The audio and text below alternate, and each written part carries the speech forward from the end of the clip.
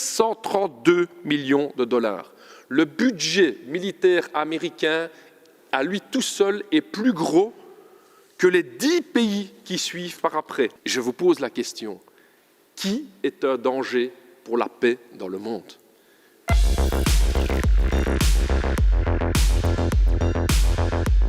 Dus wat er vandaag voor ligt is eigenlijk een resolutie van het opnieuw aanhalen van onze transatlantische betrekkingen na de Amerikaanse verkiezingen. En de vraag dat ons gesteld wordt is, heeft België er belang bij om vandaag om samen te binden met de Verenigde Staten van Amerika?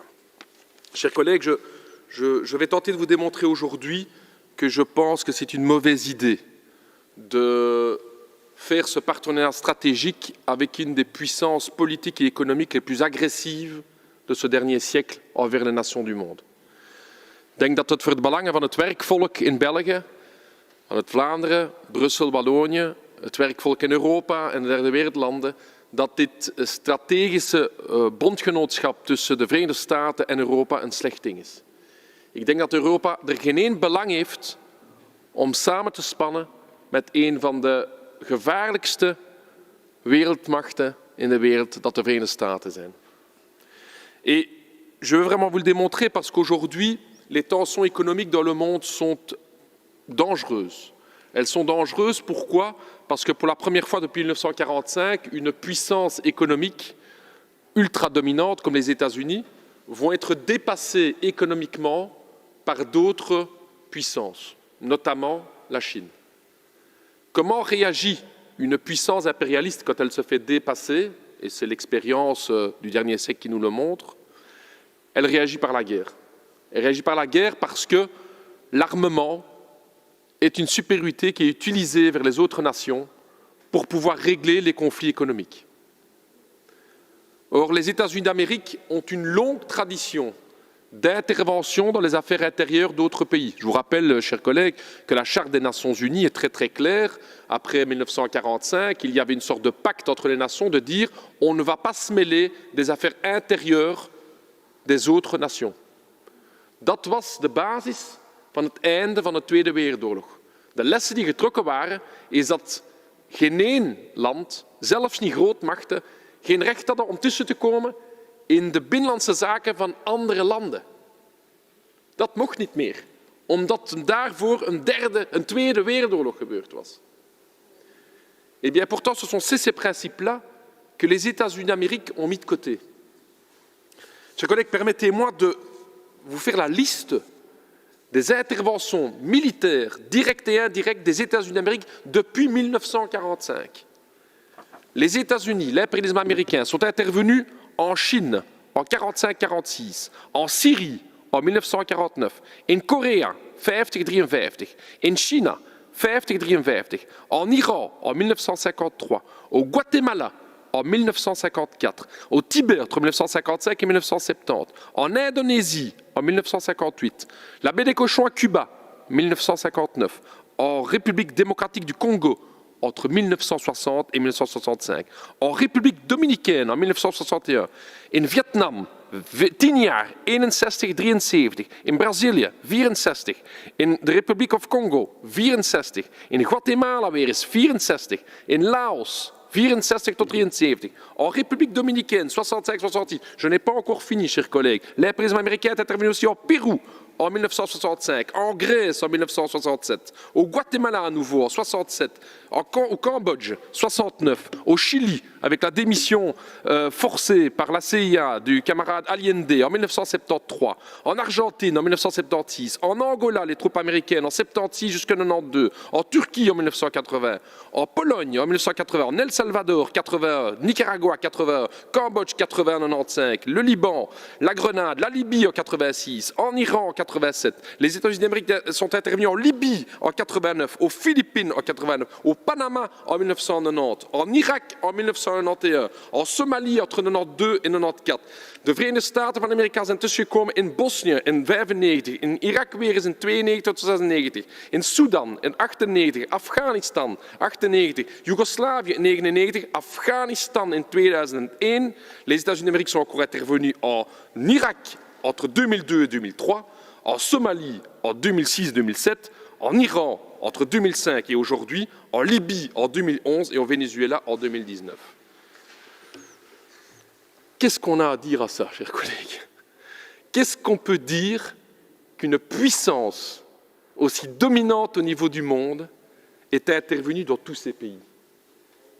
Quel intérêt avons-nous, la Belgique, avons-nous, les peuples européens, de se lier stratégiquement avec une puissance aussi dominante? Ik spreek hier ook over vrede. Vrede in de wereld. Vrede in de wereld. Ik heb hier al de interventies gehad. Om die interventies te doen hebben de Verenigde Staten van Amerika een van de grootste militaire budgetten van de wereld. $732 miljoen aan investeringen in wapens en een leger. 732 millions de dollars. Le budget militaire américain, à lui tout seul, est plus gros que les 10 pays qui suivent par après. Le budget militaire de la Chine, de l'Inde, de la Russie, de l'Arabie saoudite, de la France, de l'Allemagne, de la Grande-Bretagne, du Japon, de la Corée du Sud et du Brésil, ensemble, représentent moins de dépenses militaires américaines, militaires que les États-Unis d'Amérique.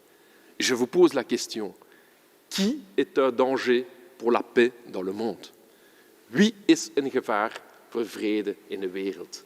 Dat zijn de Verenigde Staten van Amerika, het imperialisme van Amerika, die met zo'n militair budget overal tussenkomt waar het wilt. Je vous rappelle, chers collègues, que l'intervention des États-Unis d'Amérique en Irak et l'embargo qui a suivi a coûté la vie à 1,5 million d'Irakiens. Comment pouvons-nous encore avoir un partenariat stratégique avec une puissance qui est responsable de la mort d'1,5 million de travailleurs et d'enfants irakiens? C'est ça la question. Pour le quart de la moitié de ce qui réaliserait d'autres puissances dans le monde, on appellerait à des sanctions, c'est scandaleux. Et ici, on se tait. Ici, on se tait, parce que ce sont les États-Unis d'Amérique, parce qu'on laisse faire. On parle ici de multilatéralisme, du besoin de multilatéralisme dans le monde. Mais où est le multilatéralisme des États-Unis d'Amérique? Waar is het multilatéralisme? De Verenigde Staten hebben heel veel teksten niet onderschreven. Het Statuut van Rome, internationaal strafhof, niet ondertekend. Conventie voor de rechten van het kind, Verenigde Staten, niet ondertekend. Conventie over the law of the sea, het zeerecht, niet ondertekend. Conventie tegen dwangarbeid, Verenigde Staten, niet ondertekend. Conventie over vrijheid van vereniging en bescherming van die vrijheid, niet ondertekend. Het Kyoto-protocol, niet ondertekend. Comprehensive Test Ban Treaty, tegen de testen van kernwapens, niet ondertekend. Het verbodsverdrag tegen kernwapens, niet ondertekend. Conventie voor de bescherming van migrantwerkers en hun gezinnen, niet ondertekend. Conventie tegen discriminatie in het onderwijs en in tewerkstellingen, niet ondertekend. De United States of America, onze grote bondgenoot, heeft al die multilaterale teksten gewoon niet ondertekend. Die zijn gewoon tientallen keren tussengekomen in andere landen zonder mandaat, zelfs van de UNO. Geen probleem. Pourquoi? Pourquoi, chers collègues, devons-nous garder ce partenariat stratégique? Et pour nos peuples à nous, et pour les peuples du tiers-monde, nous n'avons aucun intérêt à ce partenariat stratégique. Alors on va me dire, ouais, mais ce sont nos normes et nos valeurs communes. La résolution ici commence par nos normes et nos valeurs communes. C'est quoi les normes et les valeurs communes des United States of America? C'est quoi nos valeurs communes? C'est Guantanamo? La torture officialisée dans un centre de détention comme Guantanamo, c'est ça les normes communes? Sur l'île de Cuba d'ailleurs, au mépris de l'indépendance territoriale cubaine. Vous imaginez donc ce centre de Guantanamo se retrouve sur l'île de Cuba, alors que Cuba n'a rien à dire sur le sujet. Madame Jadin souhaite pouvoir prendre la parole, Monsieur Lebaud. Avec un grand plaisir, Madame la Présidente. Je sens que mon collègue communiste se met littéralement en rage. J'aurais préféré que vous participiez au débat en commission et vous auriez entendu. J'aurais aussi préféré que vous écoutiez mon intervention pour bien comprendre qu'il n'y a pas qu'un revers de la médaille, mais il y en a plusieurs. Il n'y a pas qu'une facette de la coopération, mais il y en a plusieurs. tout comme nous le faisons ailleurs avec d'autres pays. Quand nous condamnons la violence, quand nous condamnons la violence des droits fondamentaux, nous le disons aussi, c'est le propre de la diplomatie. Je peux juste demander, alors, si vous avez autant de critiques à leur partager sur les États-Unis, pourquoi on n'a jamais pris une sanction envers les États-Unis? Pour ceux qui voient la vidéo, les mouches sont en train de voler dans l'Assemblée.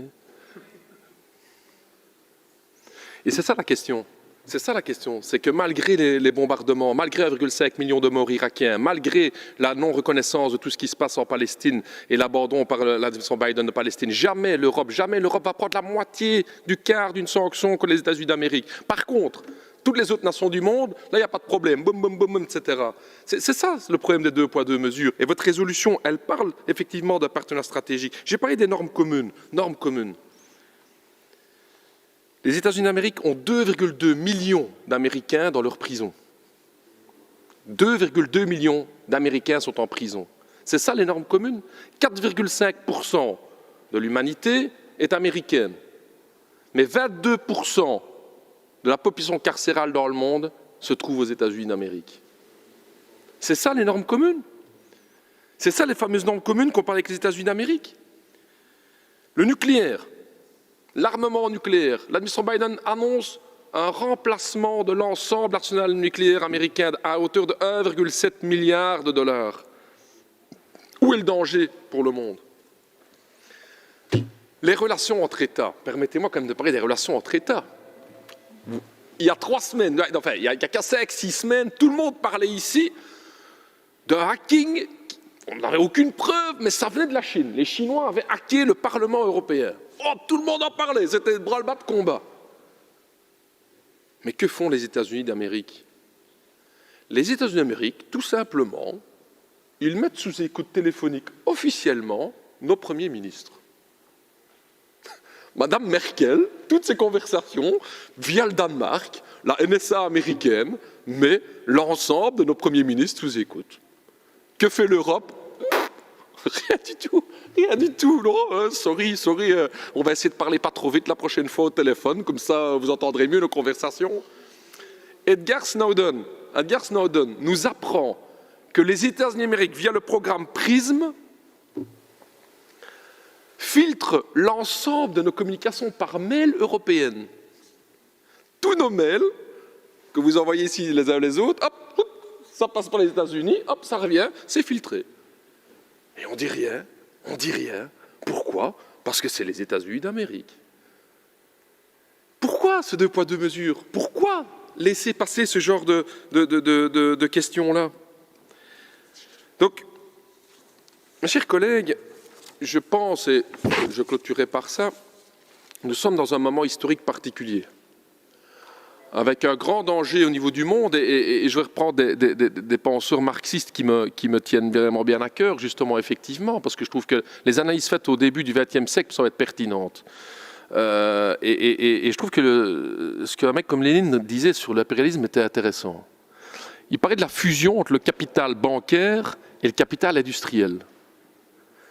Et comment ce capital financier, qui était apparu au XXe siècle, avait une vocation hégémonique sur le monde. Je crois que c'est un élément important dans l'évolution de notre histoire. On n'a jamais connu une concentration de pouvoir capitalistique et industriel comme aujourd'hui dans le monde. Sur les 100 plus grandes entreprises dans le monde, 51 sont américaines. Elles concentrent des millions de travailleurs, des millions de dollars, des milliards de dollars, sont plus puissantes que les États. Ces entreprises exportent leurs capitaux et ont besoin d'une force armée pour pouvoir assujettir les marchés qui ne leur ouvriraient pas grand les bras. C'est ce qui se passe ces 50 dernières années. Aujourd'hui, vu la crise économique mondiale, vu les tensions entre grandes puissances, je pense qu'il y a un enjeu stratégique pour l'Europe et pour la Belgique de tendre la main à toutes les puissances du monde. Les États-Unis d'Amérique vont nous mener dans une guerre d'abord froide et puis chaude. Lors du dernier sommet de l'OTAN, donc ce n'est pas de la théorie ici que je parle, M. Biden nous a demandé, nous la Belgique, de le suivre dans cette guerre froide contre la Chine, en déclarant que la Chine est un rival systémique. Moi, je ne suis pas d'accord avec ça. Je ne suis pas d'accord avec ça. Je pense que nous aurions tout intérêt, et j'entends les débats de la majorité, Mme Jadin, vous avez raison, nous avons tout intérêt à tendre la main à toutes les nations du monde. Wat heeft de NATO nu te maken met China? NATO, c'est l'Atlantique, dat is een Atlantische Oceaan. Sinds wanneer, beste collega's, is China aan de Atlantische Oceaan? Non, franchement, moi je pensais que l'OTAN, c'était pour les transactions, c'était une coalition transatlantique, c'était l'Atlantique, quoi. Et là, depuis que Biden est au pouvoir, je découvre que la Chine se trouve sur les bords de l'Atlantique. C'est quand même incroyable. Et donc, la France, et j'espère que la Belgique ne suivra pas, envoie des bateaux militaires américains, français en opération avec les Américains en mer de Chine. Mais qu'est-ce que l'Europe va aller foutre en mer de Chine? Vous imaginez que devant la mer du Nord, les Chinois commencent à parader avec leurs porte-avions? On fait quoi là? Je veux dire, c'est quoi ce nouvel ordre mondial qu'on est en train de faire là maintenant? Donc le danger de guerre est grand. Pourquoi? Parce qu'il y a crise économique. Une superpuissance comme les États-Unis d'Amérique n'acceptera pas de laisser tomber son hégémonie mondiale. Je demande aujourd'hui à l'Europe, à la Belgique, de ne pas rentrer dans ce jeu-là des États-Unis d'Amérique. De ce côté, ce partenariat stratégique, comme on nous le développe ici aujourd'hui, n'est pas une bonne chose pour les peuples du monde. Dat is ook een van de redenen waarom dat de vredesbeweging stilletjes aan actiever en actiever wordt. Dat is een van de redenen ook waarom dat er in de Verenigde Staten en in Europa een beweging tegen die koude oorlog aan het opstaan is. Quand quelqu'un comme Noam Chomsky indique clairement qu'on ferait mieux de balayer d'abord devant notre propre porte plutôt que d'aller indiquer tous les autres endroits dans le monde où on veut aller intervenir, je pense qu'il a raison. Quand ils appellent à mener une mobilisation contre la guerre froide, ils ont raison. Toute cette gauche progressiste américaine. Et donc, chers collègues, ça ne vous étonnera pas, c'est que le texte qui nous est soumis aujourd'hui ne remporte pas, et c'est le moins qu'on puisse dire, l'enthousiasme du PTB. J'espère que nous pourrons continuer les débats dans les mois à venir, parce que cette question-là est la question cruciale pour les 5-10 années à venir, pour savoir si, oui ou non, la crise économique, comme en 14-18, comme en 40-45, va connaître une issue soit guerrière, et c'est clair que les États-Unis d'Amérique s'y préparent, soit de paix. Cette question-là, nous, comme PTB, comme parti anti-impérialiste, on a choisi notre camp. Nous choisissons le camp des peuples du monde. Nous choisissons le camp des peuples du tiers-monde qui souffrent aujourd'hui sous la domination de ces multinationales américaines et européennes. Nous choisissons le camp de cette mobilisation des peuples du monde pour la paix. Parce que dans la guerre, il n'y a qu'une seule puissance qui peut en profiter, c'est celle du business. C'est celle des vendeurs d'armes. C'est les fameux Lockheed Martin. C'est toutes ces sociétés qui se font du fric et du fric et du fric pour armer de plus en plus la puissance impérialiste américaine aujourd'hui. Donc nous voterons contre ce texte, chers collègues.